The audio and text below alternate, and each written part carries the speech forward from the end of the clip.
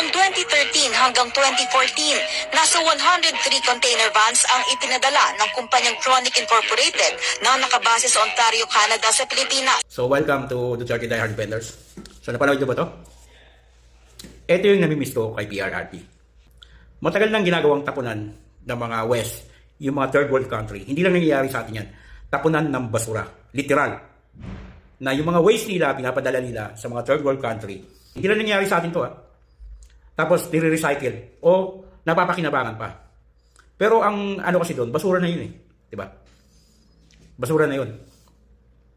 So dapat, sila na bahala doon sa basura na kasi basura nila yun eh. Although meron pa namang makukuhang income doon, pero hindi maganda kasi tingnan. Kumbaga, nawawalan tayo ng dignidad. So ito yung namimiss ko kay PRRD. No? Yung kanyang political will. Talagang pag nagsalita, meron talagang tapang at kayang panindigan. No? Hindi siya yung klase ng leader na parang nakayuko sa mga western na leader o sa mga western na bansa. Hindi siya ganun. Talagang meron siyang prinsipyo. Talagang meron siyang malasakit sa bansa niya. I want a boat prepared. I'll give a warning to Canada maybe next week that they better pull that thing out or I will set sail doon sa Canada. Ibuhos ko yung basura nila doon. Diba? Matagal na lang ginagawang tapunan yung bansa natin ng mga western country. At hindi lang nangyayari sa atin yan, sa iba't ibang mga third world country, nangyayari din yan. Kahit na pwede pang pakinabangan yung iba doon, no? Pero basura kasi yun eh. Kumbaga, nawawalan ng dignidad yung bansa natin. So pati yung leader natin, nawawalan din ng dignidad kung patuloy lang tayong tatanggap ng mga basura galing sa mayang bansa. Di ba? Panahon ng Liberal Party, no? So, nataplasan na, puro basura naman. Kaya hindi na, ngayon, hindi na-distribute dun sa kung sino yung kukuha. Kaya ngayon, hindi nila alam kung anong gagawin nila. Kasi hindi nila kayang angilan yung Canada eh. Hindi nila kayang angilan yun eh. Sa panahon ng Pinoy, sa panahon ng Liberal Party, wala. Diba? Para silang tuta ng Amerika kung umusta that time. Wala silang kakayahang kumilos o kumontra o magsalita dun sa ginawang pagtapon ng basura ng Canada sa bansa natin. So, sa madaling salita, tahimik sila. Kung panahon ng Liberal Party, nung sila namumuno, tahimik yun. So, naka-stack lang yung basura nandun doon. Diba? Ni walang sinabi laban sa gobyerno ng Canada. Pero pagdating ng pamunuan ni PRD, diba? Doon mo talaga makikita yung kanyang tapang at malasakit sa bayan. Diba? Kita mo naman yung political will niya. Isang sabi lang niya, pag hindi nyo kinuha yan dito, ipapadala ko yan sa inyo at itatapon doon sa dalampasigan nyo. Diba? Isipin mo yun? Ganun ang leader ang kailangan natin. Hindi natin kailangan leader na, diba? Na nagmamano sa mga western leader. Hindi natin kailangan ng ayuda. Puta, bibigyan tayo ng ayuda. Trato naman sa atin, basura.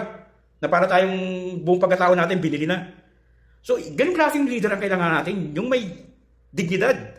Yung pati ang bansa ay, pati ang bansa ay binibigyan ng dignidad. Ganun ang klaseng leader ang kailangan natin. Diba? Isipin mo, isang sabi lang niya, pag hindi nyo kinuha to, ipapadala ko yung siya at tatapon ko sa dalampasigan nyo.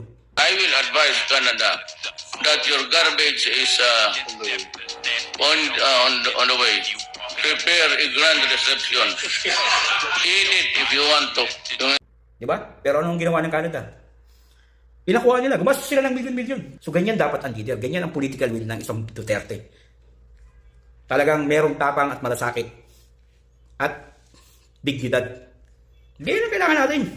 Hindi natin kailangan ng leader na nagmamano sa mga western, sa mga malalaking bansa.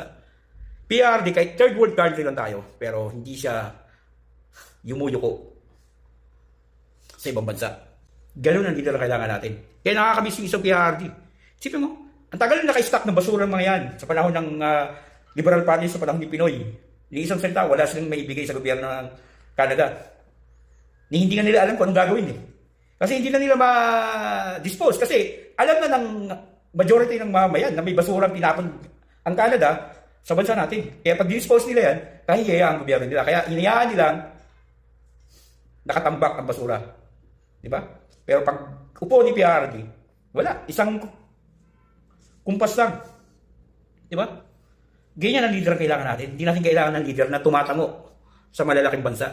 Ang kailangan natin yung leader na may tapang, may prinsipyo, may malasakit sa bayan, may malasakit sa mamayan, at binibigyan tayo ng dignidad. Pati ang bansa natin, may dignidad. Pati ang bansa natin, binibigyan ng dignidad. Na kahit mahirap tayo, hindi natin kailangan yumuko sa kanila. Ganun ang isang PRRD. Kaya tayo dapat bilang mga DDS supporters o Duterte defenders, mamuhay din tayo na may dignidad. Live with dignity. Ayan ang palaging sinasabi ni PRRD. Live with dignity.